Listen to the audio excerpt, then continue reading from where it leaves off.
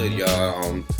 I just want to speak on Terence Crawford and the Deary John fight, uh, and all the news speculating on who he's gonna fight next or whatever.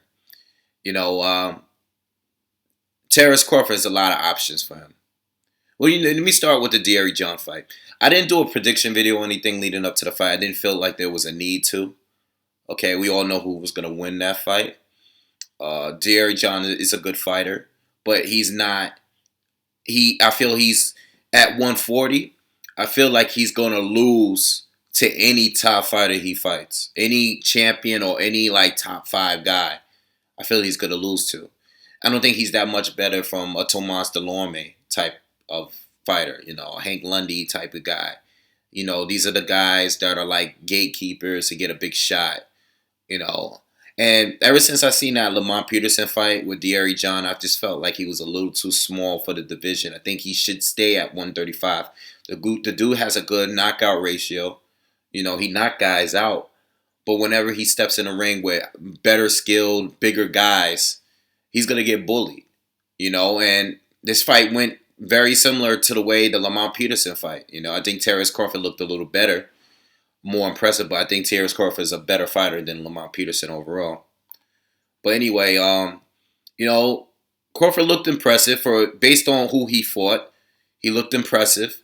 He switched to southpaw on the first round, got a knockdown in there.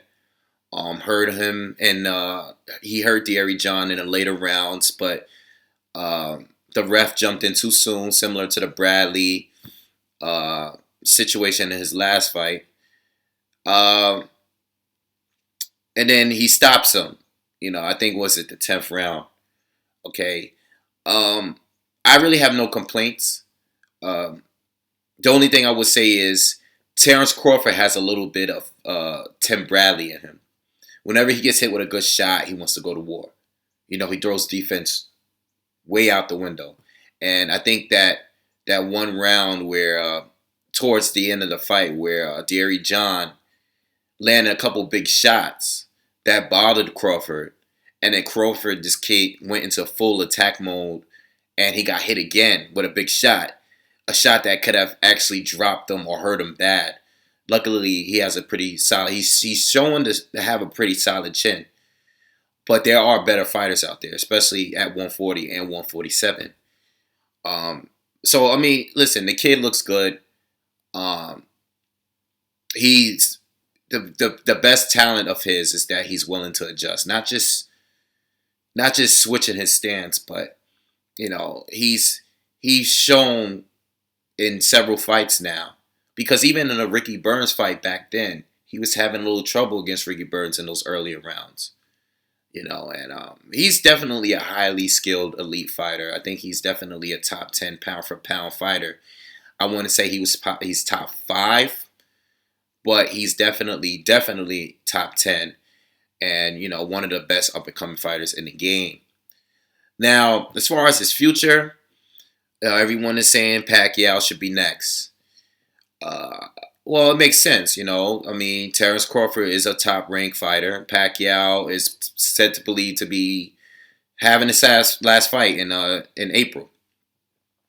So it makes sense for top-ranked to put Crawford against Pacquiao, sort of like a passing the torch type of thing. And, top-ranked already made their money from Pacquiao. They already had the Floyd Mayweather fight. It just makes sense for that to happen. I'm cool with that fight. I do, me personally, this is what I want, man. And this is what I want out of him, Terence Crawford, and every other fighter. You're doing your thing in a division. Try to unify. Try to become undisputed. That's all I'm about. If you can't stay there at a division forever because you can't get certain fights, then move up. If other opportunities come out, move up. But I would like Terence Crawford to do his thing at 140. He had Tim Bradley. He did his thing at 140. Okay, didn't fight everybody, but he fought most of the people. He had Danny Garcia, another guy that didn't fight everybody. But we already know that when he had his run, he was running the 140 division. Regardless of the couple people he didn't fight or the couple people that he didn't look good fighting against. He was the most successful in recent years at 140. And I would like Terence Crawford to do the same because now we have 4 champions. Broner got a title. Postal got a title. I'm happy. I'm happy with him fighting these fighters at 140 before he moves up to 147. But at the same time, if you have the opportunity to fight Pacquiao on a pay-per-view, you can't turn that down. So I would love for him to fight Manny Pacquiao. Of course, that is his best option. Be the last guy to beat Manny Pacquiao. And then, your popularity will go through the roof because people will know who you are if you beat Manny Pacquiao, especially if you look impressive doing it. Even with Pacquiao losing to Floyd and everything that's happened with his arm and salt water and all that stuff, you beat Pacquiao, it's still a big fight, especially because it's going to be on pay-per-view. All right, I would pay for that fight. I would pay without a doubt. I would pay for that fight.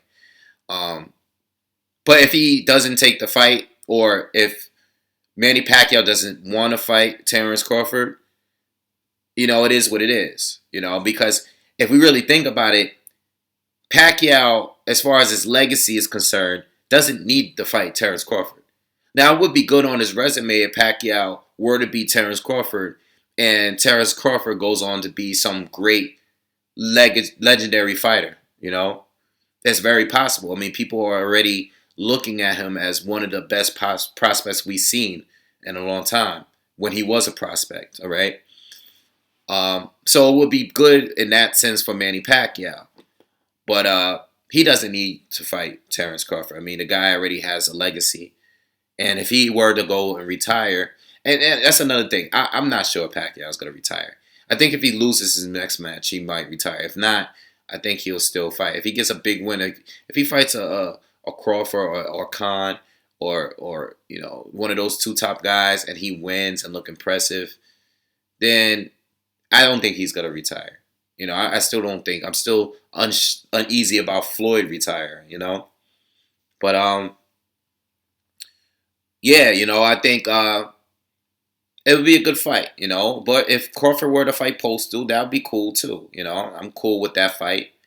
Amir Imam, Adrian Broner, all of these guys at 140, all good fights, all good fights. I'm not mad at any of these fights, But I would like Crawford to fight someone where you're a little bit unsure, and then that's the Postals, the Amir Imams, Adrian Broner.